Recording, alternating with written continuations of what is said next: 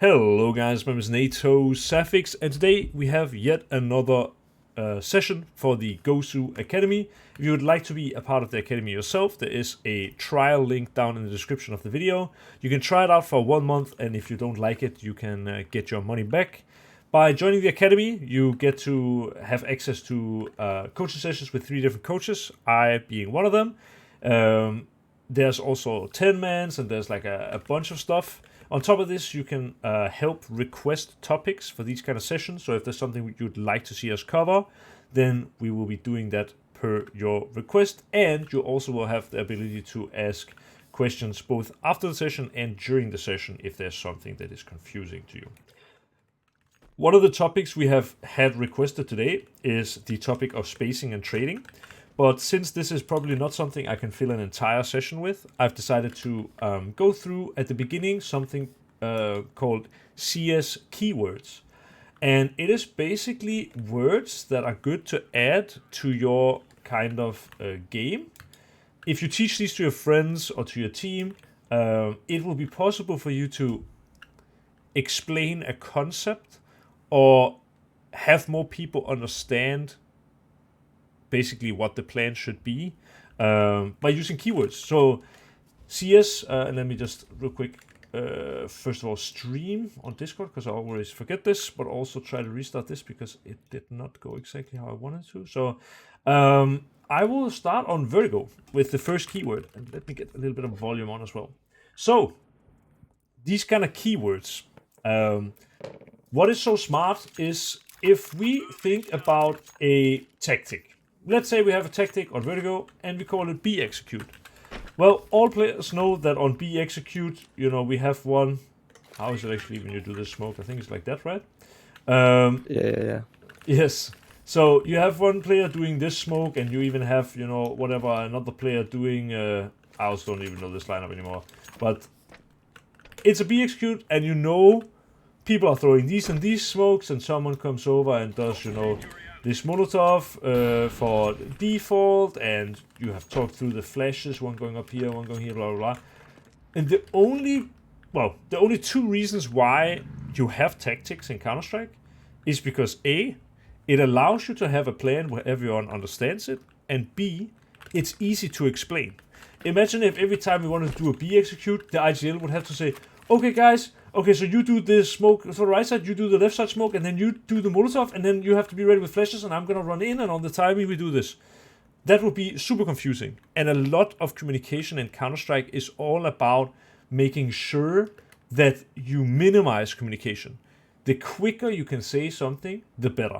And this is actually something that I've had as a piece of feedback from some of the pro teams that I've played in, where I am typically the guy, I wanna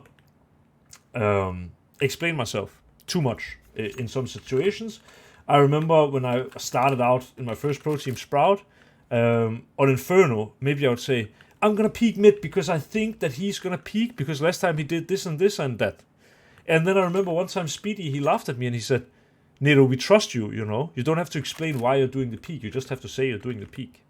And that is true. The same when I was in Nordavind, HS told me that NATO, when you explain things during rounds, sometimes you put too many words on it. So I'll see if I can come up with a good example. It would be something like, hey HS, can you push mid with me? Then I think we have timing to go behind, or something like that. You could also just say, HS, push mid with me. Like, shortening the sentences allows for more direct communication, and it allows for quicker communication, which also means that you can get on the same page quicker. Just to touch on this real quick, since we... does someone have a question, sorry? No. Okay. So, touching on this as well, now it also becomes a little bit of a communication session, I guess. But basically, I remember one of the first things I read when I started trying to get good at the game was someone who had made a forum thread, it was back then, of... basically, his theory was when you play Counter-Strike, you should always say things in a direct way and not allow for questions. So if I say, for example, hey, do you want to push B? That is something where you get like, not only does the communication have to get into the head of the other player, they have to think it over, then they have to answer yes or no, and then they also have to respond by saying yes or no, and then you can start doing it if it's a yes. But if you instead say, push B with me, that sounds like an order instead of a question, and so the only thing that really needs to happen is the person needs to understand what is being said, and the person just needs to confirm it in some way, just by saying, okay, or yes. This is another way of how can I say, minimizing communication, but more so, I guess, even perfecting communication. I do think there are some cases, though, where it's good to ask questions, but yeah, this is just another example. Our first keyword that we will be adding today in you guys' minds is a keyword called magnet. Now, the reason we're on Vertigo is because magnet is something that is extremely good on a map like Vertigo. To type out what does magnet mean, it would be something like playing alone towards one side of the map to pull rotations, like a magnet. Yeah? The idea of this is, let's say my team, we are T, and we just got an entry towards A. Now I tell my team, everyone rotate to B. I will do magnet on A. By saying I will do magnet on A, it means I will go up here and I will try to play in a way where either I'm taking duels aggressively, or I will be using utility that is forcing the CTs to take care of me. So if the CTs are on A, for example, what will happen typically is, let's say we have one gap, like the CTs have one gap and they have one headshot or whatever. This monster pushes back the headshot guy. The gap guy is now a little bit more under pressure. And naturally, a rotation from the CTs will be happening to pull people closer to the A side, like a magnet. Same can be done in reverse. You can say, I will do magnet B. And then it's just your whole team gathers towards A. And now you walk up on contact. You try to get a fight. If you win it, well, you will pull a lot of rotations. If you die, maybe you will pull some rotations, but ideally you will not die, and you will, let's say, do a Molotov quad, do a flash top left, with this flash swing, go over here, do a right side smoke, stuff like this. Something that generates a lot of pressure, which will cause rotations, and which will make it easier for your teammates to go on the opposite side. Does magnet make sense to you guys? Yeah. Perfect. All right, then I'll just immediately move on to the second keyword. Yeah, I know it as alarm. My team doesn't really use it that much right now, but I know the coach that I had, Crystal, he loved the keyword alarm, and alarm is, I will even type it out as well. Alarm just means take care. So let's say I on A am going over here, and I am whatever bouncing this flash. With this flash I'm peeking ramp, and now I see no one is A, they haven't even done a smoke, whatever. I now have a pretty good idea it's not going to be A. So then I will say alarm B, which basically, it's just in essence it's the same as saying care B, as some people say. The thing is, when you say care B, it sounds more like just be careful of B.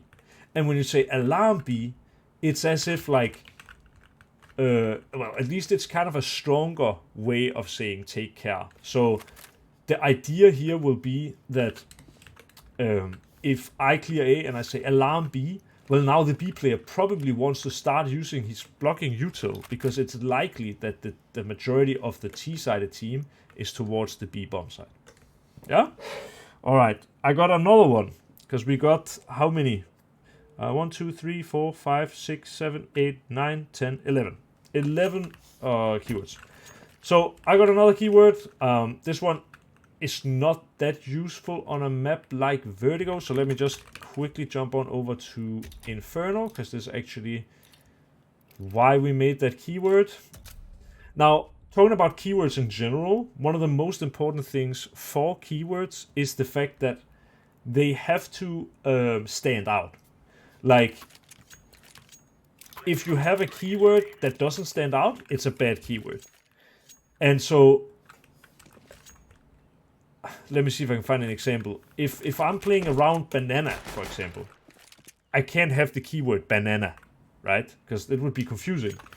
There would be some cases where if I have the keyword like banana A, well, on Vertigo, people would understand what I mean, but this would be a bad keyword on Infernal. So you want to find a word which stands out, a word you would never use in Counter-Strike. It should be something that's kind of short, because a long keyword is also typically bad. Let me just look around my room, see if I can come up with a good keyword here. Flag. Flag would be a keyword where, okay, everyone knows the word flag. It stands out because it's not used at any point in Counter-Strike. And it could, like, the best keywords obviously have something that kind of connects to it, basically. But in Sprout, we had a keyword where we ended up in this situation a lot. The CT smoked us off banana on Inferno, and we had like a flash from down here, like the entry flash, whatever. 2 seconds, my mouse just died. It's back. No, it's not. Maybe it is. Okay. Basically, the idea of goggles was if we were smoked off on banana, we would have someone throw the entry flash, and at the same time as we would be throwing the entry flash, let me just change mouse, because for some reason this mouse is acting up. Okay.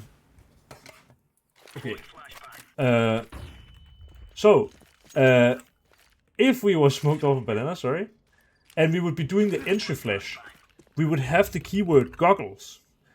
And the idea was basically like putting on sunglasses, right? But sunglasses were too long, was too long.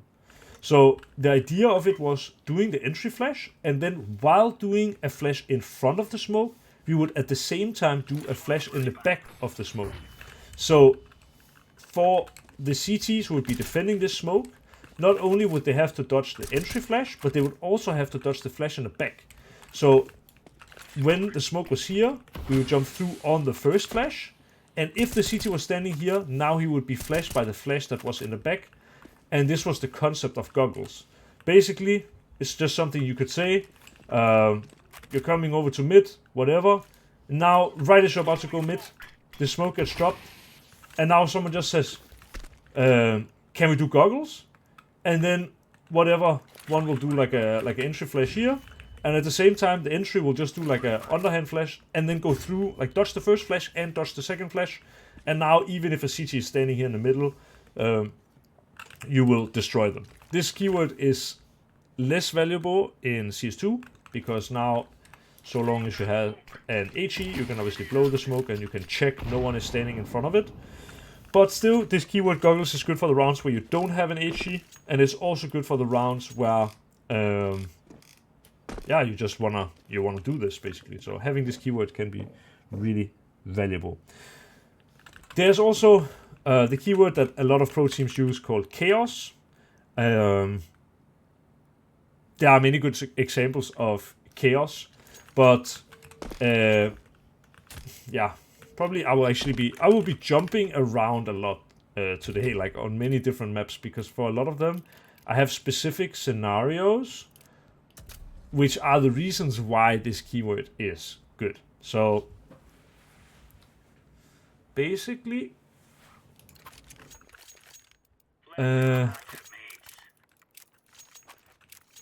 everyone has had it when they play Anubis, that the T's are doing a full execute.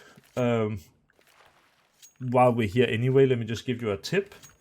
If you walk into the water, decrease the sound. Decrease the sound? Mm-hmm. Oh, you're talking about how to decrease the sound, or what? Oh, my bad. Sorry. I was telling somebody in my room. I didn't realize I was not muted. All good. I just got a little bit confused, but everything good. All right, so basically, while we're anyway here on Anubis, something I found out recently, which should be obvious, but apparently isn't, because even my team, it took a while. If you walk Actually, I'll show it like this. If I walk down in the water, for me, it doesn't make any noise.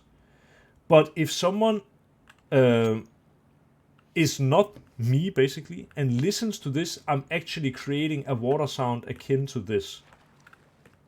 So even if you are slow walking down this plank, you will still be creating noise. You can't hear it yourself, but someone else will hear it, which is extremely broken. And that's why so often as a CT, when you're playing in this area, you will hear someone go into the water. Now there's a really simple fix for this, and that is just before you go down from the plank, because it's when you go in the water from the plank, there's like a small drop. A way to fix this is just before you go off the plank, slow walk and jump and land here. Now you don't create noise. Like, that's, yeah, just trust me on this. And the same, if you want to go and do like the heaven smoke, if you go obviously do this, you will create noise. But if you walk around and walk down the stairs, you don't make noise. Okay? Just to teach you the nades while I'm anyway here, if you go here and you look here, I try to do it slightly above the middle point between these two middle pieces and a normal jump throw. I think this should be good. No, it's not normal. It's like a W jump throw. So you just press W. Yeah, while but you jump throw. But I on purpose didn't do that because I think if I do it, Yeah. I don't think it will be better actually. But maybe it will, because I think it will extend down now a bit. Not so. It depends. It's vary from time to time. So Yeah, it's that's pixel. true. It has to be pixel perfect. Let me see if this works. I think if you do it normal jump... Oh, sorry. It needs to be higher with normal jump throw.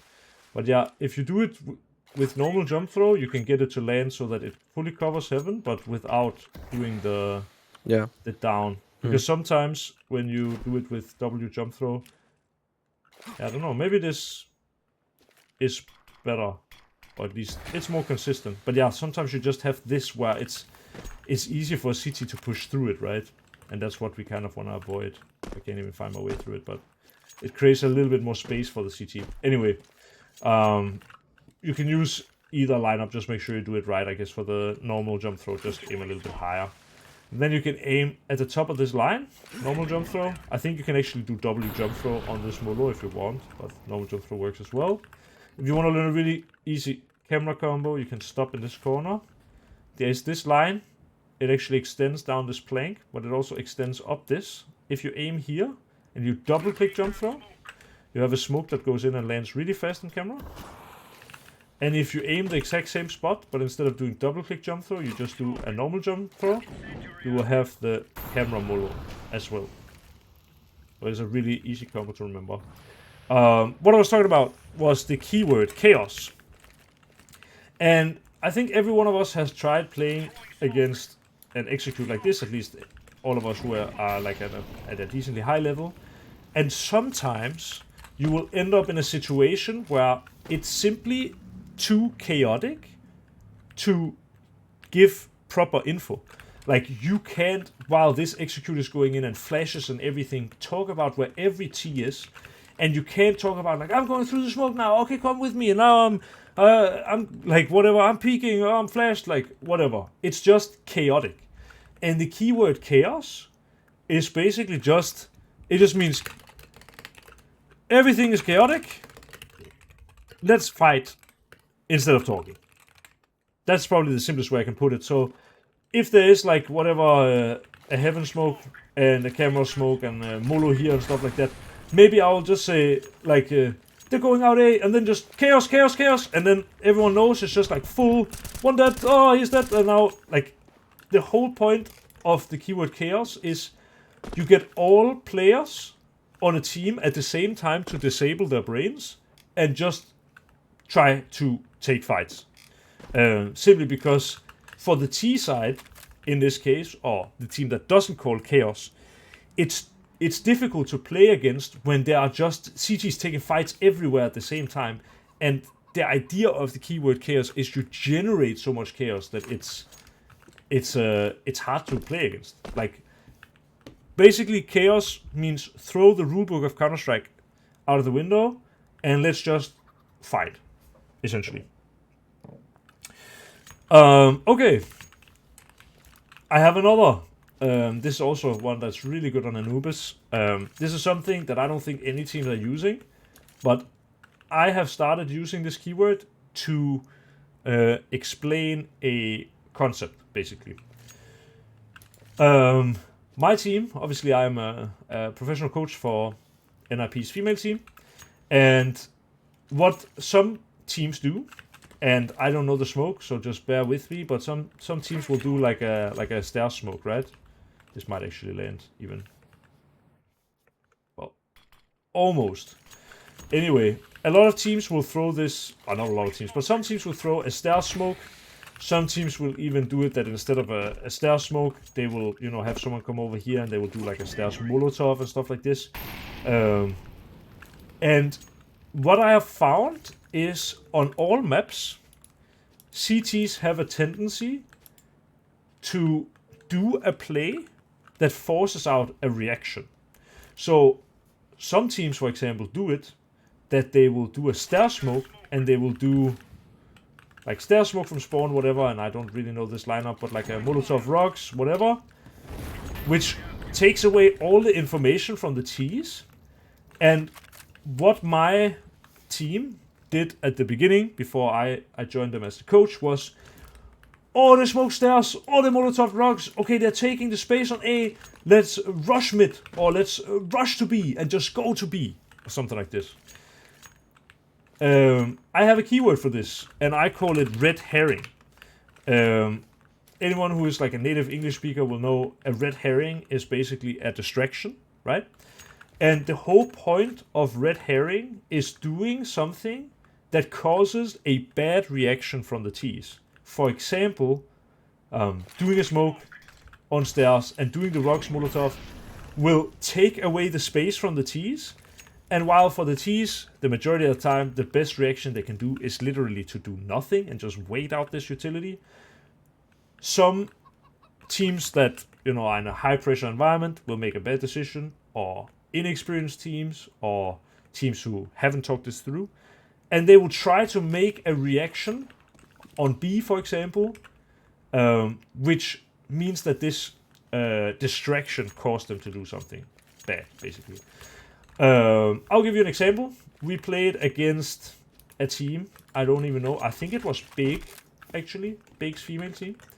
And what I noticed in their default was they typically had, one playing mid, they had 3 people playing towards the A space, and then they had 1 player playing B, always playing like kind of passive towards the B side of things. So when we had our CT force buy, I said, okay, let's do a red herring, let's do a distraction.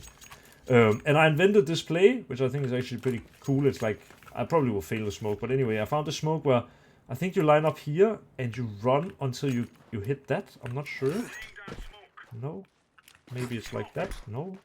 Maybe it's like that. Let me see. Or is it slow walk? I actually think it might be slow walk. Sorry. I want to see if I can find a lineup. I feel like it's like this. It's very close. I think I'm aiming on the wrong line. Let me see here. Yes. This smoke, the idea that I had with it is that it isolates the mid player and makes it hard to help towards B, because it's scary to go through the smoke. Because the 3 A players cannot help the B player, and the mid player cannot help the B player, well then this smoke makes it so that the B player who is already playing passive has to play extra passive.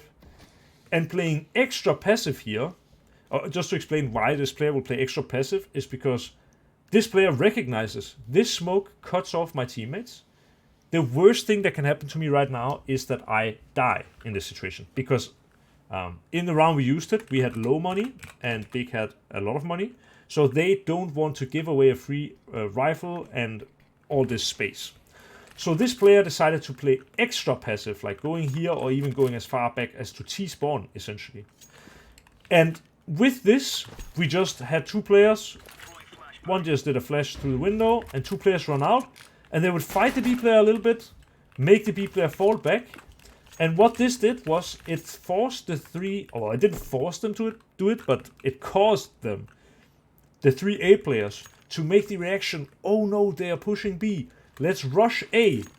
And then, meanwhile, we had three players stacked up on A who was ready with waiting arms on the people reacting on A, and I think we might have won the round, or we were very close to winning the round.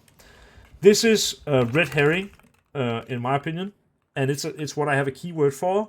It's something people do against us a lot lately when they are CT and having low money. They try to do something, some kind of distraction that forces us as Ts, or at least causes us as Ts, to make a bad reaction. And that's also why now when my team is T-side, if we know they have low money and we see them do something out of the ordinary, we will call the keyword red herring, which means what they're doing right now is probably a distraction.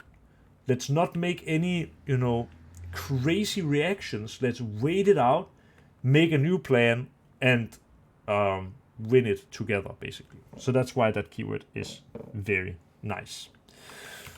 All right, another keyword. And now, sadly, I have to go back to Inferno. Which is that?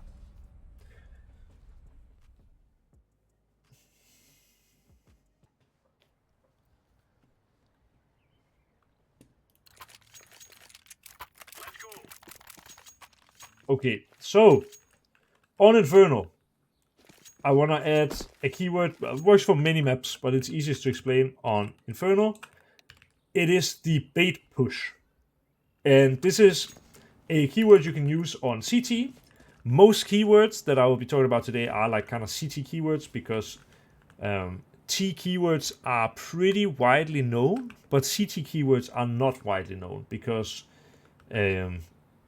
I guess when you play Face It, people will mostly call like tactics and stuff, even when you play in teams at the lower levels, will call on T. T seems like the tactical side, and CT seems like the less so. And so teams don't think as much about CT side as T side. Yeah, I guess that's why. Anyway, imagine the scenario here.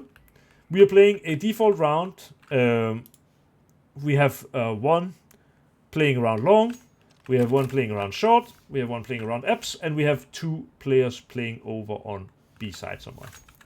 Let's say the the Ts do some kind of play where they smoke long and they bounce a flash, and now they swing out and they kill our short player. So we as CTs now are 4v5. Let's say I, as the long player, will do a Molotov to block them from going further from short. And now the Ts fall back and basically reset the round. Instead of trying to, which is actually another keyword I can add for you guys. I haven't even written this one down. Let me just do it so I don't forget it. This is actually a T-side keyword that a lot of top teams are using. It's called Domino. And the idea is, if you go and get a kill somewhere, if you call Domino, it is like using the fall of this piece to make the next one fall, essentially. Like, domino just means that you are playing off the play you just had. So it's kind of just like saying, let's react, but you just say domino because it stands out more. And the domino effect of like one thing causing another thing, whatever. It makes sense. Anyway, let's say the Ts have decided to, after getting this kill on short, they've decided to reset the round. And now we, as CTs, we don't know where the Ts are going. Let's say we decide to go and now the whatever long smoke is faded. I have smoked mid, and I'm thinking, you know what, I'm going to do a risk. I'm going to go over towards B side.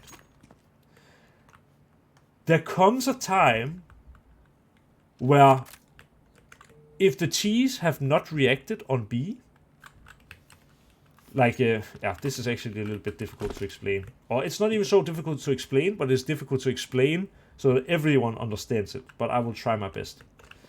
If I, as the CT, after the T's long smoke, have checked mid, and I've seen they're not here, and I've smoked them off mid, the most likely thing for the T's to do is either wait out the smoke or go to B, right?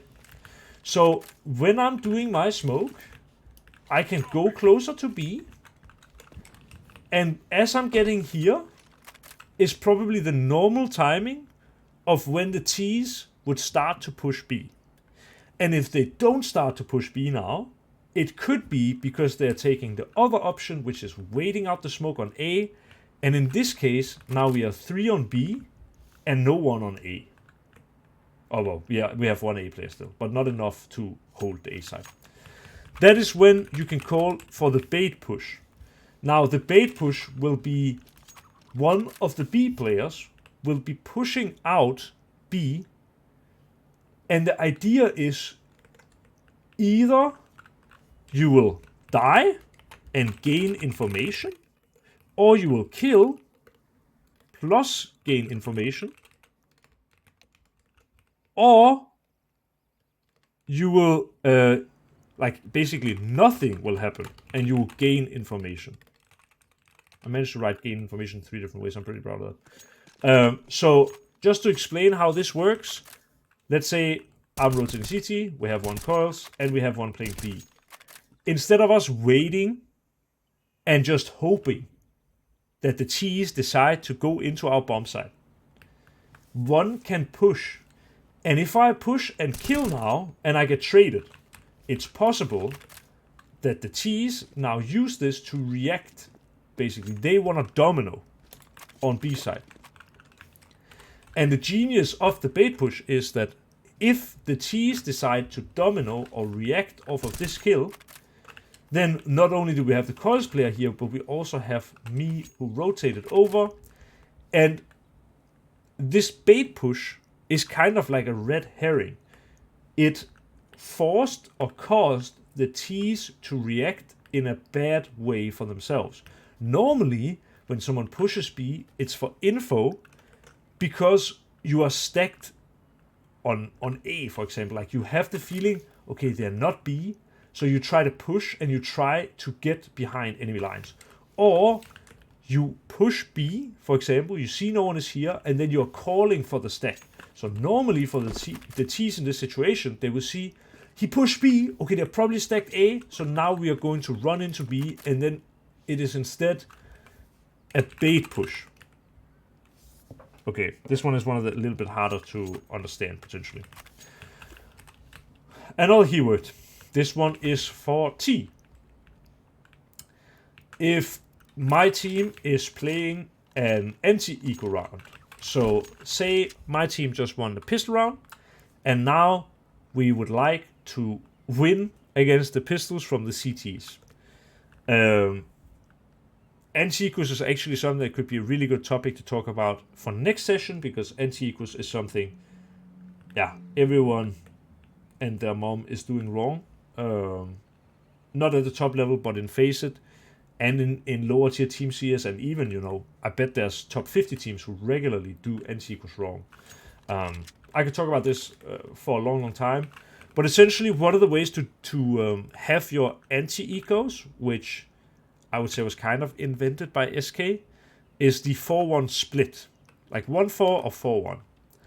And the idea of the 1-4-4-1 is if we think the CTs are stacking a bomb site, by me going and doing the keyword, which is scout, I can scout out a bomb site and I can figure out if they are stacked. So say the classic kind of Astralis stack where everyone was sitting here or sitting here.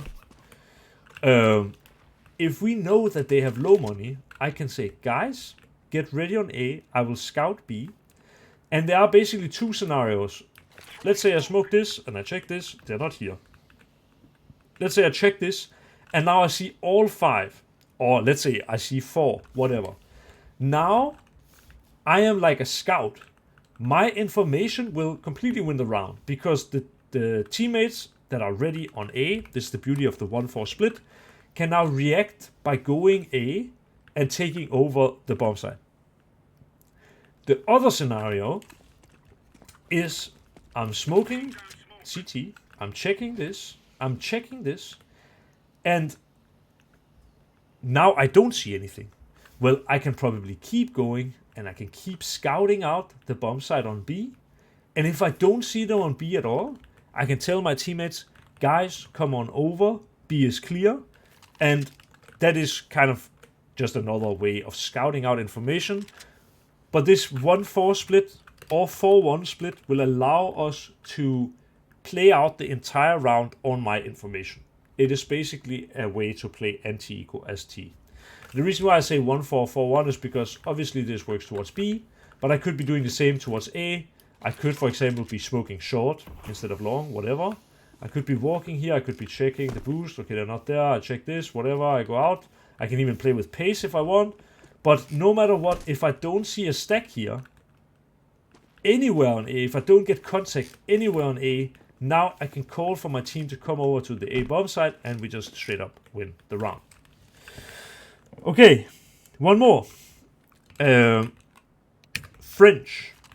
This is another keyword which is a CT-sided keyword.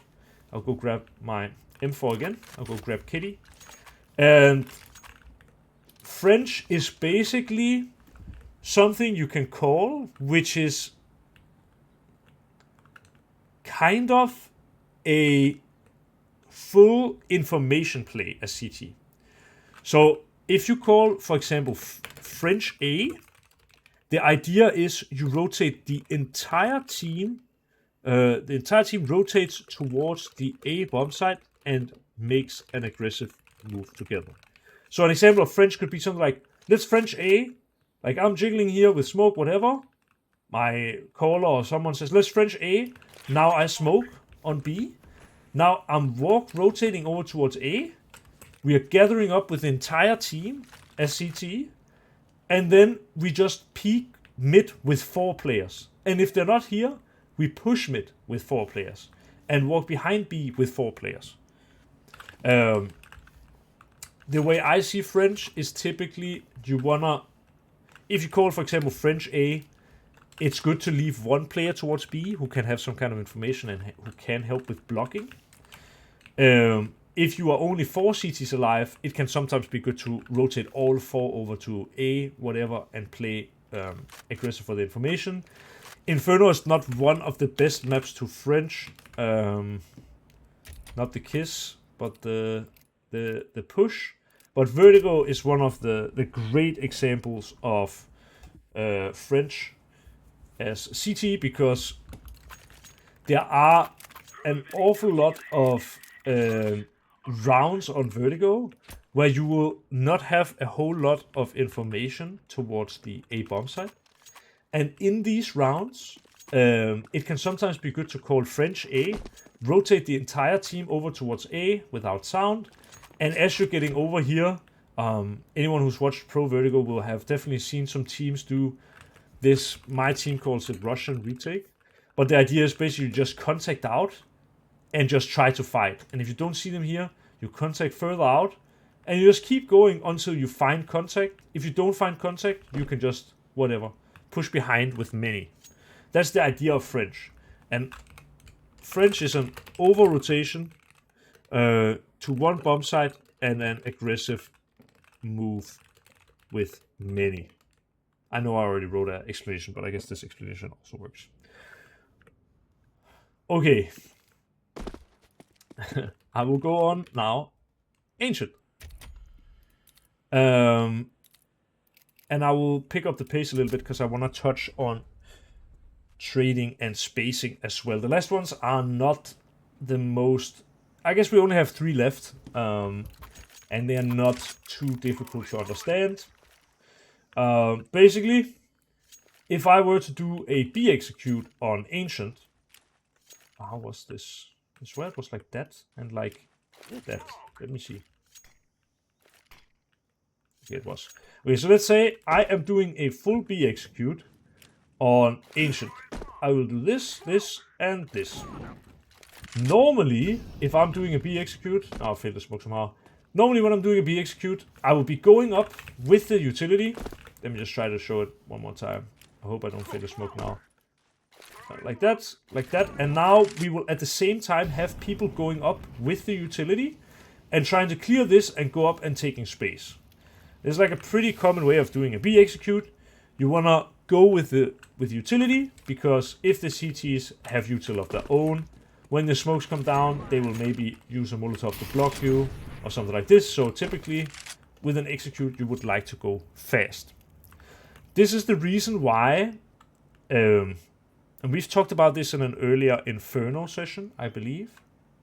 I think I did an Inferno session quite early on. But basically, to make it really simple, executes are strong against CTs with low util. So if the CTs don't have any utility left, an execute is very strong because they won't have anything to block it with. And the same way, a pop, so like an explode, is strong against CTs who have a lot of util. Because if CTs have a lot of util, but instead of there being like 2 smokes and stuff like that, if what the Ts go with is literally just 1 entry flash, like say the Ts are walking up and now with this 1 entry flash they just explode, it does not matter how much utility you have here at long. You're gonna die having the utility in your hands. But basically, if you know that you are playing against CTs who don't have any utility, or if, for example, you are playing against low money, or if you are playing against, let's say, a Russian team or some team that is really fast at reacting, and like, let's say you play a match where every time you do these smokes, the CTs react by rushing through and going through with 3 and just fighting this area and stuff like that. Well, in this case, I can give you a keyword, which is turtle. Turtle is basically just, we do the execute the exact same way, but instead of running with utility, I hate this. Instead of running with utility, we're just walking up and we are turtling our way into the bomb site. The advantage of turtle is if something goes wrong, if a CT pushes through a smoke or something like that, you are more ready. And on top of this, if the CTs are playing behind the utility, it's much more difficult for them to give the information whether or not the Ts have full committed to this utility. You can imagine if a CT is playing behind long and you're running up here and you're stepping so much, well, the CT can maybe find a smoke spam through this B smoke. Whereas if you're doing the smokes and the Molotov and the CTs don't hear you at all, it's much more difficult for them to play against you. So turtle can be really advantageous in this case. Okay, another keyword. This one is potentially something that people have heard before. It is Joker. Joker is basically a round-winning play, and it just also kind of means don't do anything. So, I really want to do a really good analogy here, but I don't think I can do that in a professional setting. That's sad. Let me see if I can.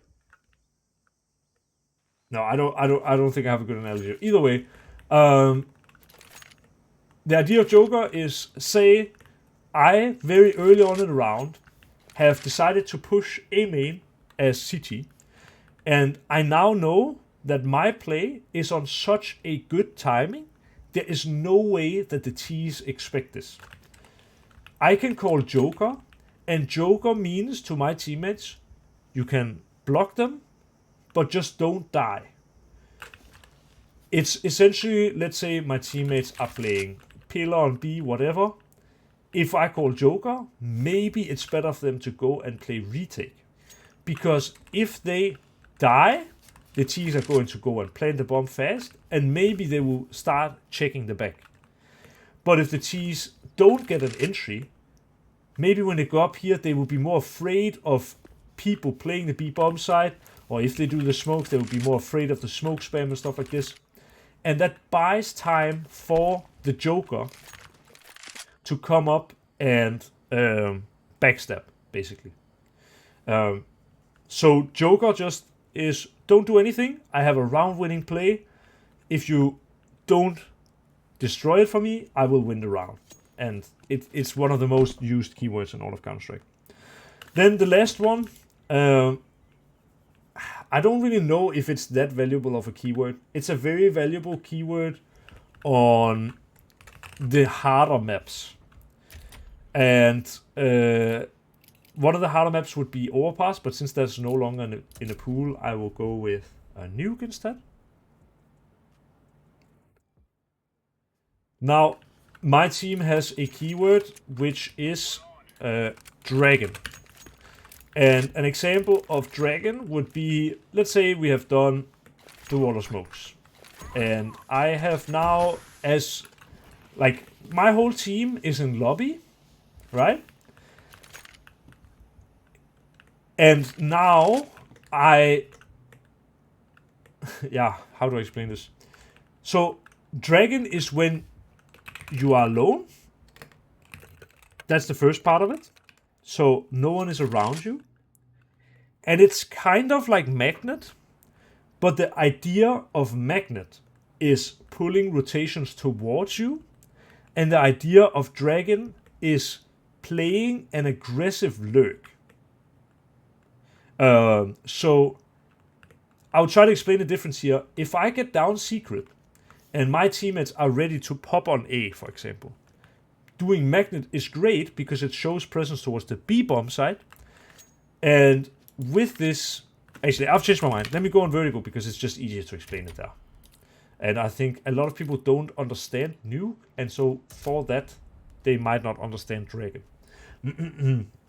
But vertical is the map where Magnet is the best, and that's also why it's one of the best places for Dragon. So I'll show you. So the difference between how I would play a Magnet round and a Dragon round is when I'm doing Magnet and my team is ready on B. For me, I have to aggressively try to take fights or use utility to create space, basically. But when you are calling Dragon, like I will Dragon on A, what it means is you are playing aggro lurk, but in a way where you are still playing your own game. Magnet, the purpose is pull the rotation towards you. Dragon can be like the best way I can explain Dragon, and this is how I explain Dragon to one of my players. The way I see Counter-Strike when I'm playing my best Counter-Strike is like, think of Counter-Strike as a lemon, right? You want to squeeze as much juice out of the lemon as possible, but you don't want, let's say, not have any lemon for tomorrow.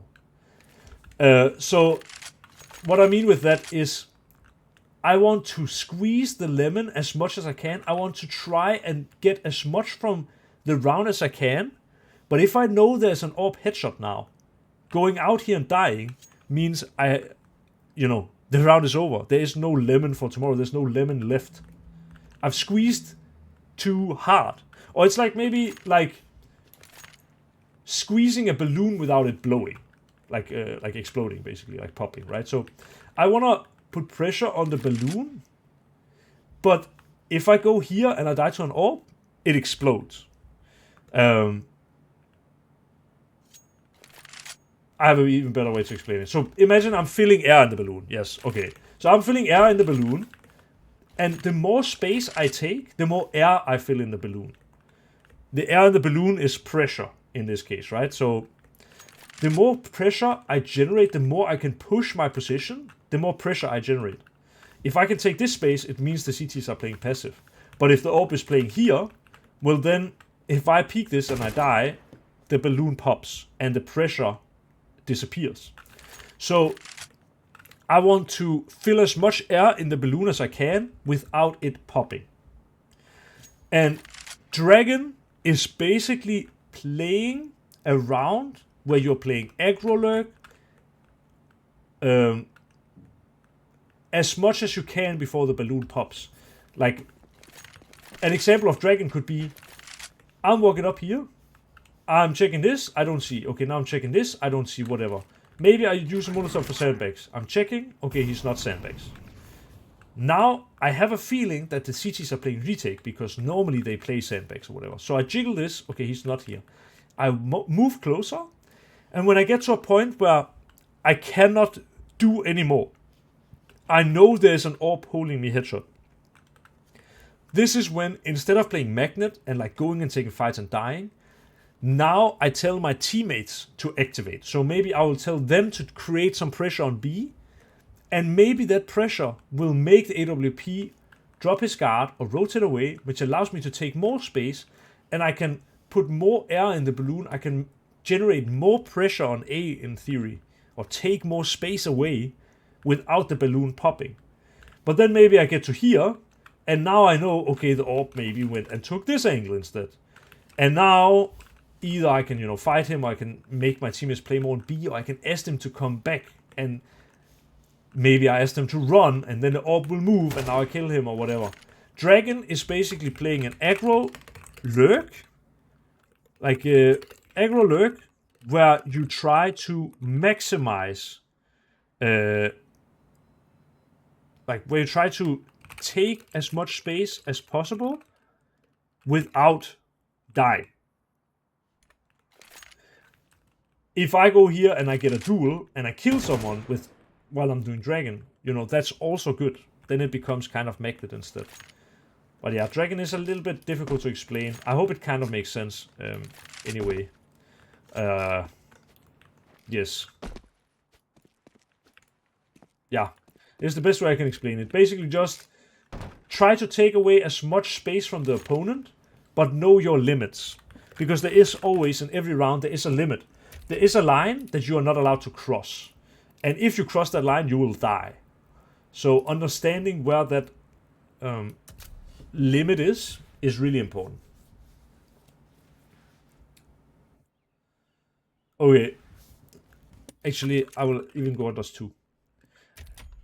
I want to quickly touch on trading and spacing. I probably won't be talking about it that long, because I don't think it's a topic I can talk about for ages. But I have something that I think is really valuable, and Gosu is a good map to explain it. This is something I think... Well, first I'll talk about just the basics of trading and spacing. So, back in the day... Well, he still exists, but there is this Canadian... Well, now he's a YouTuber. He's basically done everything. He's been a pro, he's been analyst on like events, he's been doing YouTube, he's a streamer.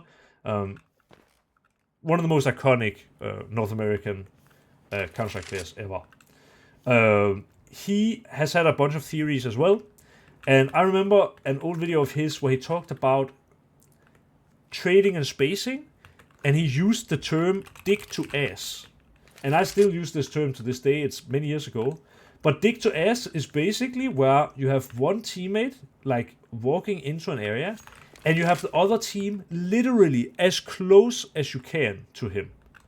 So that if he dies, then this guy can swing and kill immediately.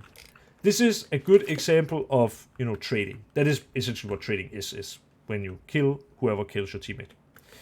When we talk about spacing, like how far away should you be from your teammate, it can be kind of different. Because you can definitely do dick to ass trading. That sounds so weird. But this can be really good if you know, for example, the CT is stationary. If the CT is sitting in an angle like this and you do dick to ass, well, this guy might wide swing and his teammate might follow up instantly and kill this guy, and now everything's good. But in a scenario where the CT is peeking and the two Ts are doing dick to ass, he will peek and they will both line up. Or it will be that when this player wants to peek, if the CT shoots, the other guy behind has no chance to trade at all. Like if he steps out, he will end up in the same line and he can't even see the CT. So by shooting the CT, he also at the same time shoots his teammate. This is an example where maybe you want to have more space between the players so that one, like if the CT shoots this player, now from the back, now my teammate dies, then I can swing out after and kill. I remember a specific round actually on Dust 2 where BlameF, arguably one of the best traders, or arguably the best trader in the world, and if not one of the best traders in the world. I remember one time, maybe it was even when I played with him, but where someone walked out through the mid doors, and the CT was sitting here, and just immediately killed his teammate. Now, what BlameF could have done is, when his teammate died, immediately swing and try to kill him. But instead, he waited for 1 or 2 seconds, so that the CT, who was obviously known in this position, either pulls nades or tries to back away from the position, and that is when he peaked. Like, imagine, teammate goes and dies now, BlameF's waiting a little bit, and now he peaks. Trading is not always about trading and spacing and these kind of things. It's not black and white. Nothing in Counter-Strike is black and white. It's not always about immediately peaking when your teammate dies. Sometimes the best way to trade is let your teammate die, wait for a longer time, maybe even, like, let's say, whatever, there's an AWP here who holds and kills my teammate. Maybe the AWP, like, after I shot, I go to this door, and now I wait. And then I wait a little bit, and when I think the AWP has left the angle, now I go out, and I walk, and now I have a good timing, and now I kill the AWP here. It's, in a way, still a trade, but I got it only because I did the spacing correct, or like I decided to take the right timing on the trade. And that's why trading is, an art form, and some people are good at it, and some people are less good at it. There is no black and white thing when it comes to trading and spacing.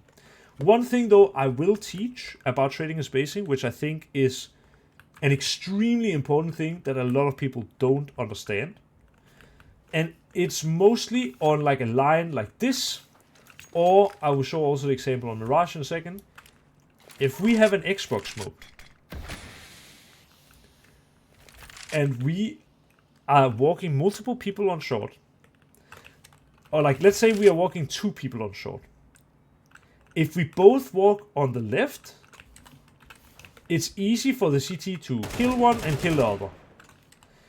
If we are both walking on the right, if the CT peaks, this was what we talked about with Dark, he peaks, he will kill both.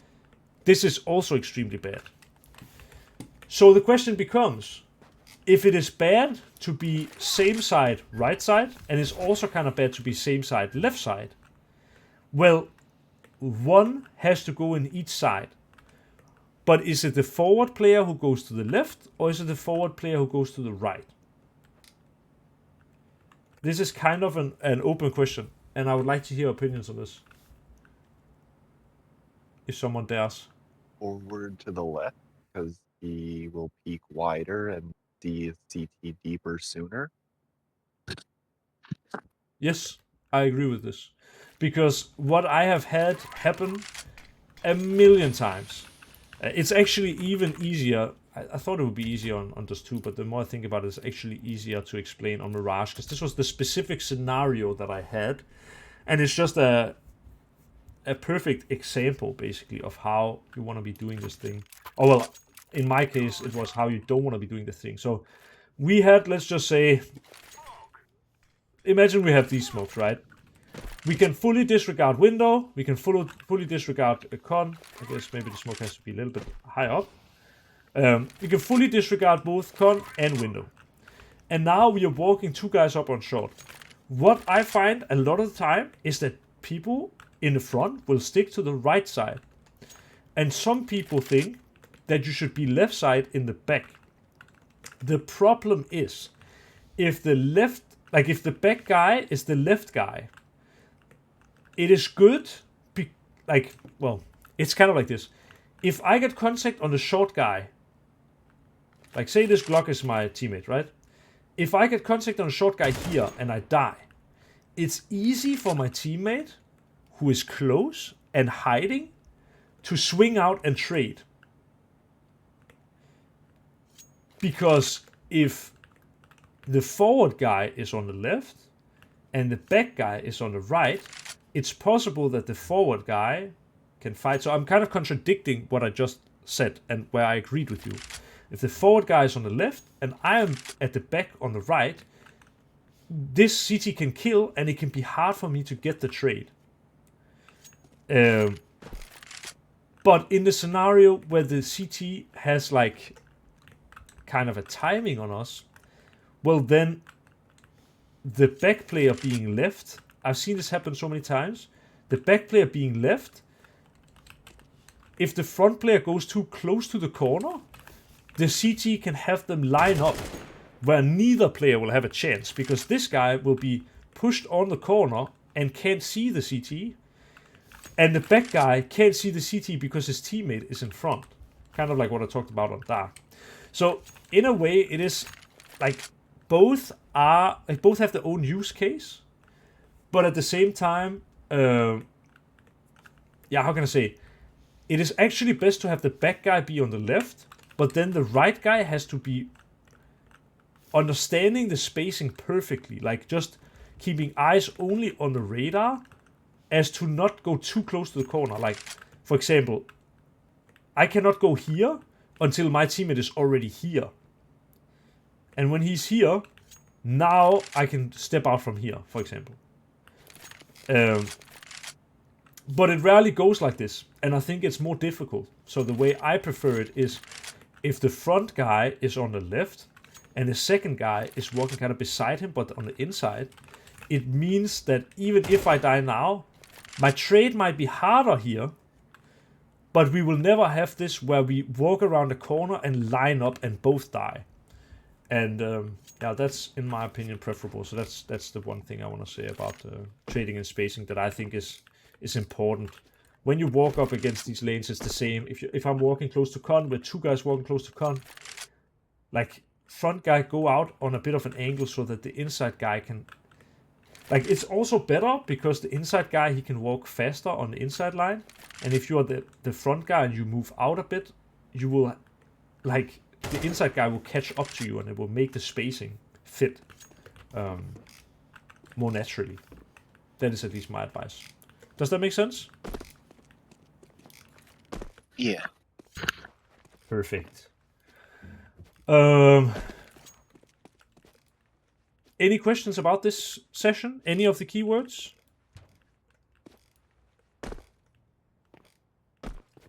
Any questions about anything else? Oh, sorry. Yeah. Not of the keywords, but I had joined when you were talking about the sound that the water in Anubis makes. Did you say that, like, because I know there's a trick where if you crouch right before, or you're crouching and then stand up, do they hear that? I might have missed that. I didn't talk about this because it was not so much in depth with that. The CTs, or like, any other player will still hear it. Like I can try to go and replicate it real quick so everyone knows what we're talking about. There's like a kind of new trick found out. I believe it was, I saw it in a Vu video. I think, was that where you have it from as well? Yeah, I think so. Yeah, it's like, I don't know, something like 32 tips and tricks that are actually useful or something it's called. Basically, he used the example that, you know, if you go down in the water, loud noise. If you crouch down in the water, loud noise. But there is, if you crouch and stand up, I actually did it perfectly. I've never even tried it before, but you can uncrouch as you're falling off the ledge, and you barely make any sound. This is a tactic, like you said.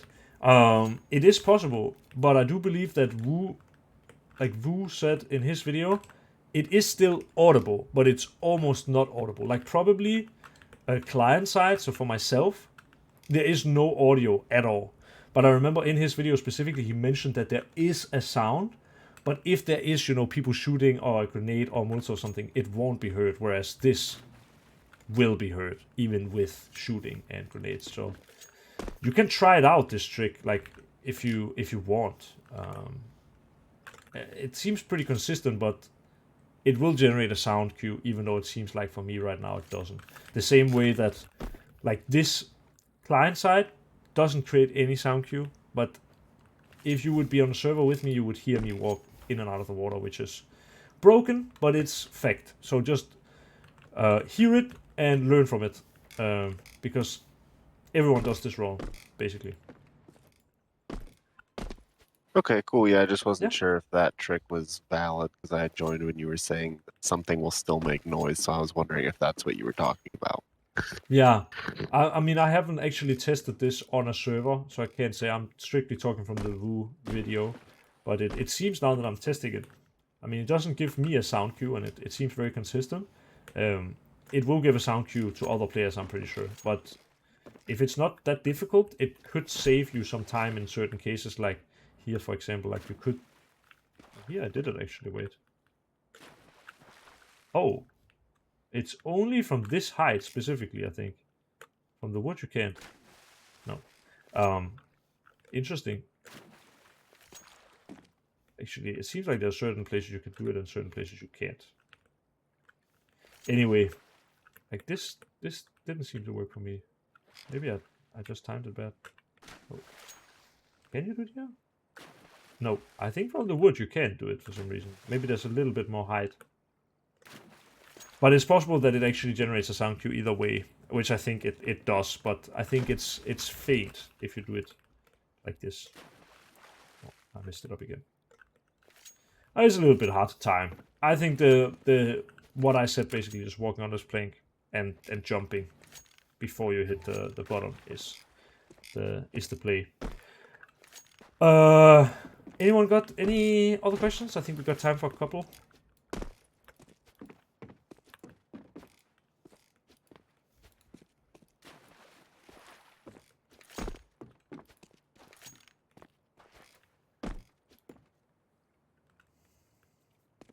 What would you say is the most important,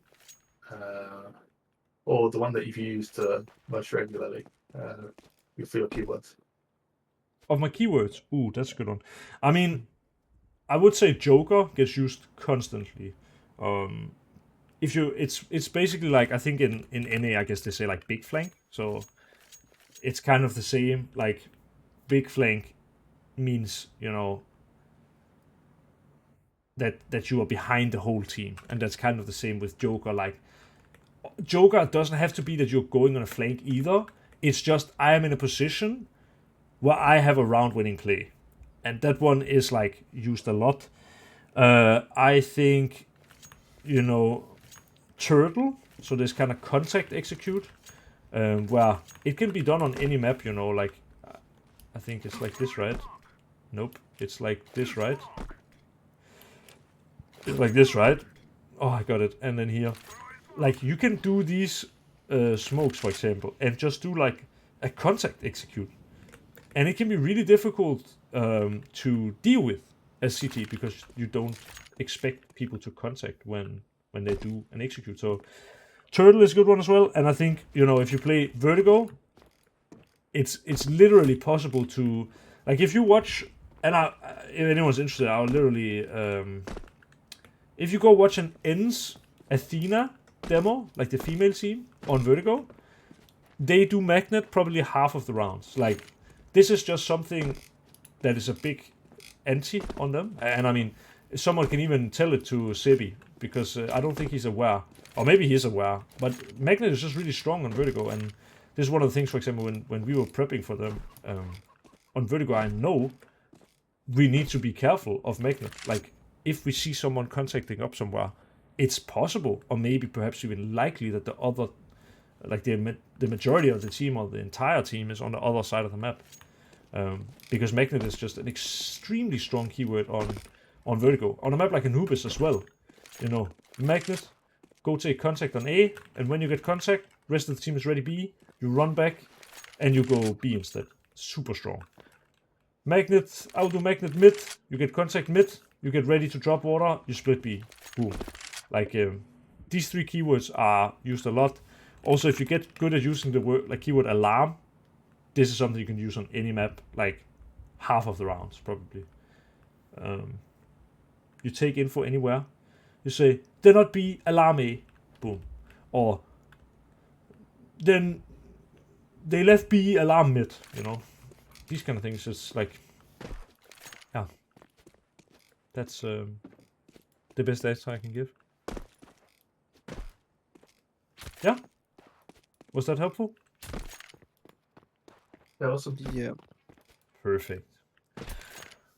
All right. Well, guys, I think I will call it for now. I have to go up and drive my girlfriend to work very early tomorrow. Real quick, I want to just get opinions, and I guess also from people watching the YouTube video.